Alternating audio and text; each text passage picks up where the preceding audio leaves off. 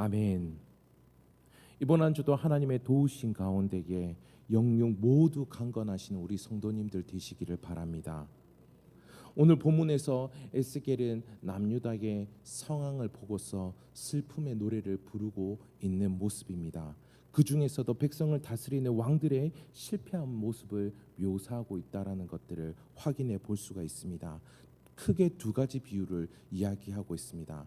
첫 번째 비유는 암사자가 젊은 새끼 사자를 하나를 키우매 그 젊은 새끼 사자가 사람들을 삼키는 일이 있었고 그리하여서 애굽으로 끌려갔다라고 이야기합니다. 그래서 암사자가 또 다른 새끼 젊은 사자 하나를 길렀는데 그 젊은 사자 역시도 마찬가지로 사람들을 삼켰고 그 성읍도 회파하게 하여서 그가 바벨론으로 끌려가게 되었다라고 이야기하고 있습니다. 그리고 이어서 또 다른 비유를 이야기하고 있는데 포도나무 가지 비유입니다. 우리가 잘 아는 요한복음 15장에 나오는 생명의 열매를 맺는 그와 같은 포도나무 가지의 비유가 아니고요, 전혀 다른 이야기입니다.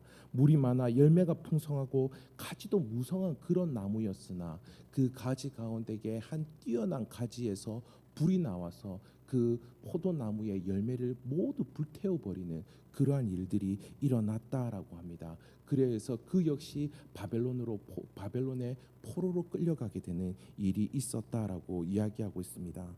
이 두 가지 비유는 사실 모두 다 같은 내용을 반복해서 이야기하고 있는 것입니다. 대상은 모두 다 다르지만은 모두 다 똑같은 이야기를 하고 있는 것입니다. 여러분이 잘 아시는 바와 같이 사자는 그 야곱이 세상을 떠날 때에 그의 자녀들에게 축복하는 그 내용 가운데에서 발견할 수 있습니다. 창세기 49장에 나오는데요, 특별히 그 유다에게 대하여서 그를 사자 새끼라고 이야기합니다. 사자라고 한 이유는 그 동물 가운데에 왕이 사자이잖아요. 그러니까 그 유다 자손 역시 그 백성들 가운데에 왕이 되는 그러한 지파가 될 것에 대해서 그가 축복을 한 것이었습니다. 이것은 또한 하나님의 약속이었다라는 것들도 우리는 확인해 보게 됩니다. 사무엘하 7장 가운데서도 하나님은 이 유다 자손들을 통하여서 그의 왕조가 계속하여서 이어져 갈 것이다라고 이야기를 하였지요. 그들을 통하여서 그 유다 지파의 왕조를 통하여서 하나님의 백성을 다스리도록 할 것이다라고 그렇게 하나님께서 언약을 맺어 주셨습니다. 그러니 이 유다 왕조의 사명은 하나님의 뜻에 따라 나라를 다스리는 것, 그것이 이 유다 지파가 해야 할 일이었습니다. 진정한 왕은 하나님이셨지요. 그리고 이 유다 왕조는 하나님의 대리인, 하나님의 청지기 역할을 해야 되는 그러한 자들이었습니다. 그런데 그들이 사람을 삼켰다라고 이야기하고 있고 성읍들을 부수고 땅을 황폐케 했다라고 그렇게 이야기하고 있습니다. 하나님의 대리인으로서 청지기로서의 역할을 다해야 할 이들이 나라의 백성들을 괴롭히고 나라를 회파하는 그러한 일들을 일으켰다라고 하는 것이지요. 이 비유 가운데에 첫 번째 젊은 사자는 요아스 왕입니다. 유다의 제 17대 왕으로 그는 3개월 동안 왕위에 있다가 쫓겨난 자였어요. 애굽의 포로로 끌려가게 되었습니다. 하나님의 뜻대로 나라를 섬기지 않았던 것이죠. 그리고 그 이후에 이어서 또 다른 젊은 새끼 하나는 여호와김 왕입니다. 그는 남유다의 19대 왕이었습니다. 그 역시 마찬가지였습니다. 나라의 왕으로 3년을 섬긴 것도 아니고 3개월 10일밖에 섬기지 못하였습니다. 그는 더 잔인하였던 것이죠. 백성을 괴롭힐 뿐만 아니라 백성이 사는 그곳 모두도 황폐하게 만들었던 것입니다. 그래서 그 역시 바벨론의 포로로 끌려가게 되었습니다. 그런데요, 두 번째 비유가 이렇게 또 다른 젊은 새끼 사자가 나오지 않고 다른 비유로 이야기하고 있습니다. 포도나무의 빼어난 가지, 그는 남유다의 20대 왕 시드기야 왕이었습니다. 그는 남유다의 마지막 왕이었어요. 이 시드기야는 바벨론에 의해서 세워진 왕이었습니다. 그러나 그는 교만하여서 바벨론을 배신하였던 것이지요. 그래서 에스겔은 포도나무 가지에서 불이 나온다라고 이야기하였습니다. 이 이야기는 무엇이냐면은 스스로 멸망을 자초했다라고 하는 것이죠. 그냥 자신의 죄로 인하여서 자신의 그 어리석음으로 인하여서 그것이 자기에게 도리어 화로 돌아오게 되는 그러한 일들을 일으켰다라고 하는 것입니다. 시드기야 역시 바벨론의 포로로 끌려가게 되었습니다. 오늘 본문의 말씀을 통해서 우리는 몇 가지 교훈을 받을 수가 있습니다. 우선 하나님의 말씀을 떠나는 것은 화를 자초하게 된다라는 것입니다. 하나님의 말씀을 떠났을 때에 우리의 중심에는 무엇이 있게 될까요? 하나님의 말씀이 우리의 중심 가운데 있지 아니하면 우리의 중심 가운데는 나의 생각과 이 세상의 방식이 중심을 자리 잡게 될 것입니다. 그리고 그것이 우리의 중심에 자리 잡게 된다라면은 우리는 내 생각과 이 세상이 살아가는 그 방식대로 살아가게 되는 것이지요. 그렇게 되면은 결국에는 나를 통하여서 우리를 통하여서 선한 것이 나올 수가 없습니다. 결국 우리는 우리의 삶에 어떤 열매를 맺고 있는지 확인해 봐야 할 것입니다.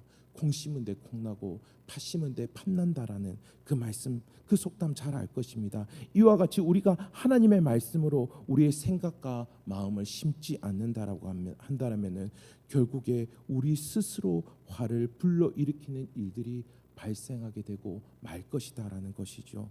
생명의 성령의 법에 지배를 받지 않으면 결국 죄와 사망의 법에 지배를 받게 되는 것입니다. 죄와 사망의 법 아래에 자신을 두는 것이죠. 그렇게 그리하여서 자신의 삶과 주변에 있는 다른 사람들까지도 폐해를 끼치는 것입니다. 하나님의 말씀이 우리의 삶의 기준이 되지 않고 우리의 가정의 중심이 되지 않고 있을 때에 우리는 우리 스스로를 무너지게 하는 그 일들을 경험하게 된다라고 하는 것이지요. 그렇게 우리는 우리의 생각과 마음을 단속해야 할 것입니다. 하나님의 말씀 가운데에 머물고자 해야 할 것입니다. 이 일들을 통하여서 하나님의 복된 통치를 받을 수 있을 것입니다. 그 하나님의 형통케 하는 그 일들을 역사하는 경험을 하게 될 줄 믿습니다. 그리고 다음으로 교훈을 받을 수 있는 것은 우리는 역사를 통해서 배울 수 있어야 한다라는 것이죠. 세상의 역사를 통해서 사람들은 교훈을 얻지만 특별히 우리 신앙인들이 하나님과 어떠한 관계 가운데에 있었던 그 모습들을 통하여서 배울 수가 있습니다. 오늘 본문의 마지막 왕인 그 시드기야 왕은 이 그 전에 있었던 17대 왕인 요아스와 그리고 19대 왕인 요야김이 행했던 그 일들을 다 알고 있습니다. 그리함에도 불구하고 이 시드기야가 어리석게도 그들과 똑같이 행했던 것이죠. 똑같이 행함으로 똑같이 징계를 받게 되는 모습을 보게 되었습니다. 그리하여서 나라까지도 망하게 되는 그 모습을 우리는 확인해 보았습니다. 역사를 배우면 역사 의식이 있어야 한다라고 하지요. 이와 같이 우리 그리스도인들은 이 땅의 교회가 하나님과 어떠한 관계 가운데에 있었는지 역사 가운데에 배우게 됩니다. 그 역사를 확인해 보게 되면은 교회가 하나님의 뜻을 섬기며 진리의 파수꾼으로 기도의 파수꾼으로 그와 같은 모습 가운데에 서 있을 때에 하나님께서 부흥을 허락해 주시는 것들을 우리는 교회의 역사 가운데에 확인해 보게 됩니다.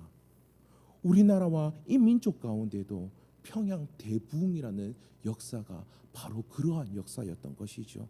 그렇다면 지금 우리는 이 기독교의 정신, 기독교의 스피릿을 회복해야 할 것입니다. 또한 본문으로부터 우리는 하나님과 언약의 결속 가운데에 있다라는 것을 잊지 말아야 할 것입니다. 하나님께서 이 땅을 다스리고 통치하실 때에 하나님께서 직접 하실 수도 있습니다. 하나님의 강권적인 역사를 보실 수 있습니다. 하지만 하나님께서는 하나님의 사람들을 통하여서 역사하십니다. 하나님의 사람이 하나님과 언약을 맺고 있는 것이죠. 믿음의 사람은 이 진리를 잊지 말아야 합니다. 지금은 우리의 믿음의 사람을 통하여서 교회를 통하여서 하나님께서 역사하십니다. 약속의 반석 위에 있는 그 믿음의 사람들을 통하여서 하나님의 말씀이 역사하고 흥왕하게 되는 일들을 보여주신다라는 것이죠. 이것은 바로 우리에게 그 말씀으로 이 세상을 섬겨야 할, 말씀으로 우리의 삶을 단속하고 우리의 가정을 세워야 할 그 사명이 있다라는 것을 말해주는 것입니다. 우리가 하나님의 말씀대로 우리의 가정과 우리의 일터와 우리의 나라와 민족을 온전케 세워가는 그 일들을 감당해야 된다라고 하는 것이죠. 우리가 왕 같은 제사장의 역할을 감당할 때에 이 세상에 안식의 역사가 일어나게 될 것입니다. 오늘 본문을 통해서 본 남유다의 모습을 우리는 반면교사해야 할 것입니다.